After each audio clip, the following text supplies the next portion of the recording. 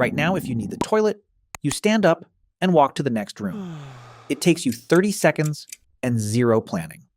Now imagine you are wearing 30 kilograms of steel, locked onto your body with 40 straps. You are standing in a muddy field. There is no bathroom for 50 miles, and your bladder is full. This was a real problem for a medieval knight. So how did a man in full armor actually go to the toilet? The answer is messier, smarter, and more disgusting than you think. Let's start with the armor itself. A full suit of plate armor from the 15th century weighed around 30 kilograms. It was not one piece.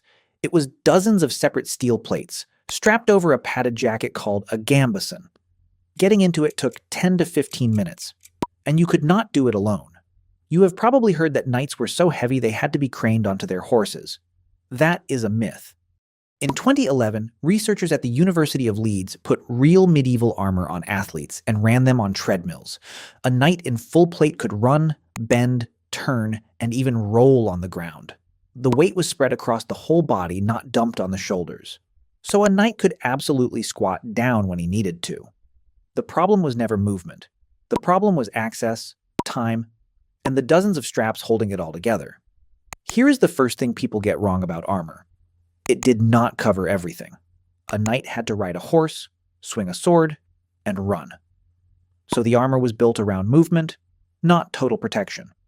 And the most important gap was exactly where you would expect, between the legs. The thighs were protected by steel plates called cuisses, but the groin and the backside were usually left open. Covering them in solid steel would make it impossible to sit on a horse. Instead, that area was protected by a curtain of chainmail. A flexible skirt of thousands of tiny iron rings, hanging from the waist. This is the secret to the whole problem.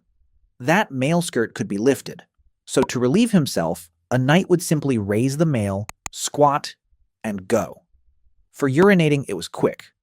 The plates on the legs left enough of a gap to manage without undressing. But there was still one giant problem. He could not reach his own straps. This is where the squire comes in.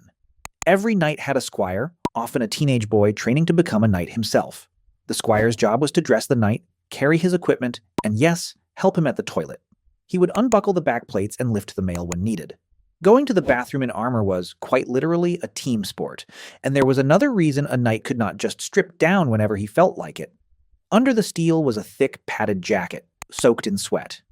In summer, the inside of a suit of armor became an oven. Men could lose liters of water in a single afternoon of fighting. Taking the whole system off and putting it back on could cost 15 minutes you did not have. Now, where did all this actually happen? In a castle, knights used a room called the garderobe. The garderobe was a medieval toilet built into the thick castle wall. It was basically a stone seat over a vertical shaft. Everything dropped straight down the outside of the wall, or into a pit, or into the moat below. This is why castle moats were not the romantic water features you imagine. They were often open sewers. And here is a strange detail. The word garderobe means to guard your robes. Nobles hung their expensive clothes in that toilet room on purpose. The strong smell of ammonia kept fleas and moths away from the fabric. So your medieval wardrobe and your medieval toilet were the same room. At night, or when the garderobe was too far, people simply used a chamber pot, and someone had to empty all of it. That someone was called a gong farmer. His job was to climb into the cesspits and dig out human waste by hand. It was one of the foulest jobs in history, and it paid extremely well for exactly that reason. Gong farmers worked at night and were often forced to live on the edge of town. But a knight was not always in a comfortable castle. On campaign in the field, things got brutal. Armies dug simple trench latrines, or men just went wherever they could. Thousands of soldiers, no plumbing, standing water, and summer heat. The result was the deadliest enemy on any medieval battlefield. Not the sword, disease. Far more soldiers died from dysentery than from weapons. Dysentery is a violent infection of the gut that causes uncontrollable diarrhea, and it spreads through water contaminated by human waste. Which brings us to one of the most infamous examples in history, the Battle of Agincourt, 1415. The English army under Henry V was ravaged by dysentery before the battle even began. A priest who traveled with Henry's army left an eyewitness account of soldiers sick and weakened on the march. According to several chroniclers, the sickness was so bad that some men cut away the seat of their clothing and their armor. They simply could not stop in time, and they could not waste minutes undressing. So they fought, and marched, fouled and exhausted, through one of the most famous victories in English history. Glory on the battlefield was soaked in filth, and it gets worse during a siege. A siege could last for months. Imagine being trapped inside a castle with hundreds of people and no way to remove the waste. Cesspits overflowed. Wells got contaminated. Many sieges were not won by the sword at all. They were won by sickness rotting the defenders from the inside. Later armor tried to solve the dignity problem in a famous way. In the 16th century, some suits added an armored codpiece, a steel cup over the groin, often exaggerated in size for show. It protected a vulnerable area and signaled status. But even that simply lifted aside when nature called. And it was not only war that kept men locked in steel for hours.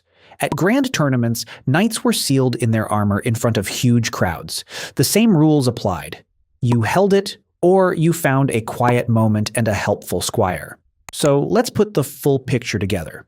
A knight needed a teenage assistant to use the bathroom.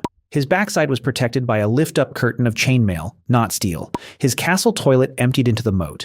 His clothes hung in that same toilet to keep the bugs off. And on campaign, the thing most likely to kill him was not a blade, but his own contaminated water. We picture the knight as the cleanest image of the Middle Ages. Shining steel, a noble on horseback, a symbol of order and power. But behind the armor was a human body dealing with very human needs in the worst possible conditions. The next time you walk 30 seconds to a private, clean bathroom and lock the door, remember something. For a medieval knight, that simple act required a squad, a strategy, and a strong stomach. The armor made him look like a god. It did almost nothing to make him feel like one.